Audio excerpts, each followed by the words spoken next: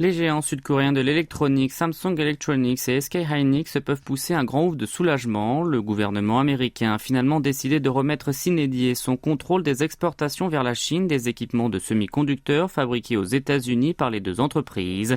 Lors d'un point de presse hier, le premier secrétaire de Yoon Suk-yeol à l'économie a précisé que l'administration de Joe Biden avait récemment désigné les usines des deux groupes dans l'empire du milieu comme utilisateurs finaux vérifiés. Choi Sang-mok a ajouté que les deux fabricants de puces n'auront donc pas besoin de suivre les procédures distinctes, et ce pour une durée indéterminée avant de fournir les équipements à leurs usines. Selon le conseiller présidentiel, cette décision est le résultat des efforts communs du gouvernement et des deux firmes, s'appuyant sur l'alliance Séoul-Washington resserrée après l'installation du gouvernement de Yoon Suk-yeol, et sa prise aurait été influencée par l'importance des deux entreprises dans la chaîne mondiale de l'approvisionnement des puces électroniques.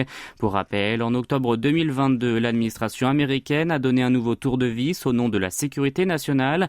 Effectivement, elle a alors annoncé une série de mesures de contrôle des exportations des technologies de puces vers le géant asiatique, en accordant pourtant une dérogation d'un an aux deux sociétés sud-coréennes. Choi a par ailleurs affirmé que les ventes aux USA des véhicules écologiques sud-coréens s'étaient accrues, même après la mise en vigueur de la loi américaine sur la réduction de l'inflation.